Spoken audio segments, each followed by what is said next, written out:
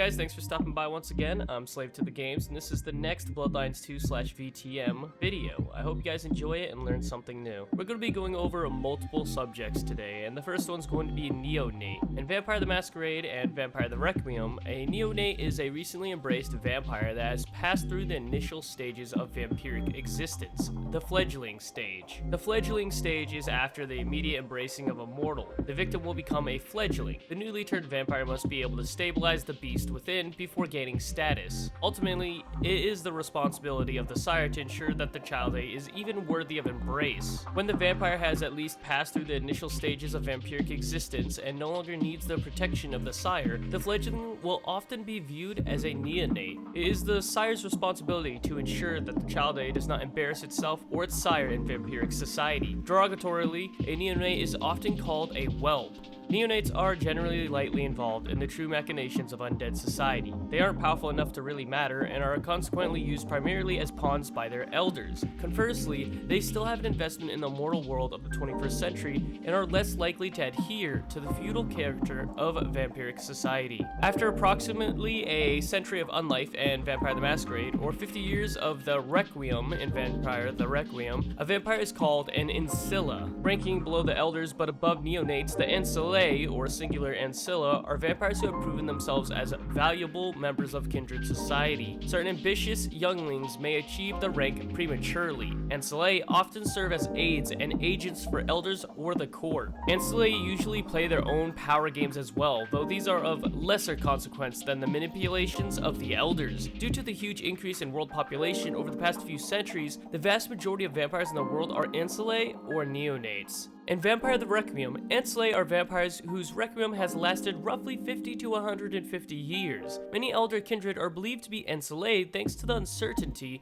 introduced by the Fog of Eternity, which nicely wraps us into the Fog of Eternity. The Fog of Eternity is a term applied to the mental confusion resulting in a vampire's mind that has gone through a long-term torpor. Continuing on, as the kindred sleeps in torpor, their dreams and memories collide with hallucinations and visions of past and even future events inside their head, making their actual memory of events in their life and unlife extremely unreliable. The longer the torpor, the less reliable those memories become. The Fog of Eternity has been described as a decades-long waking dream and a protracted nightmare. Torpor is a term used to describe the state of deep slumber that vampires enter into for prolonged periods of time in both Vampire the Masquerade and Vampire the Requiem scenarios. Torpor translates to a state of mental or physical inactivity or insensibility, lethargy, apathy, the dormant inactive state of a hibernating or estivating animal. Torpor may be entered into voluntarily by vampires who are just bored of the everyday eternal life and want to awaken in a different age, or more commonly, involuntarily, as when a vampire starves or suffers damage sufficient to kill a mortal. The amount of time one spends in torpor depends on the reason for hibernating and the vampire's strength against the beast. Torpor is particularly common among elders, who often feel a great ennui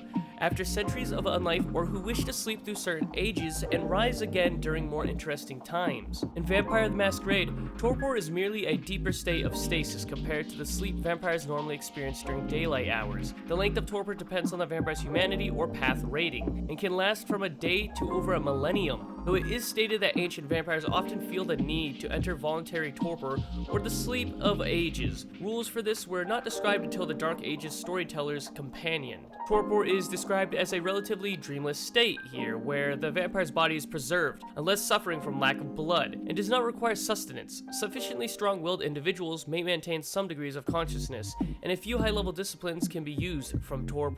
In Vampire the Requiem, torpor is often a disturbing experience where the vampire's mind wanders through memories of one's requiem and her mortal existence. These events are relived over and over, each time seeing different outcomes, different participants, different precedents. This can cloud a vampire's memory to such an extent that they cannot clearly remember events that occurred before their last stint of torpor, an effect called, well, the Fog of Eternity, as I mentioned before. During this time, the body swiftly dries out and takes on the appearance of being mummified. The skin contracts around the bones, the eyes dry out and sink into their sockets, hair become fine and brittle, the muscles of one's mouth retreat, forming a rictus around the teeth. To all appearances, the vampire is a long dead corpse. Mechanically, Torpor and Masquerade has little after effect on Kindred. Expectations of old and very powerful elders rising from Torpor form an important element of setting stories. Requiem Torpor, on the other hand, causes a vampire to weaken in blood potency. This could be a desirable effect as vampires might grow too strong and intends to find sustenance in mortal or even kindred blood. So I'm sure you're wondering, guys, which one of these is going to be true in Bloodlines 2, if at all? Well, I'm sure that if,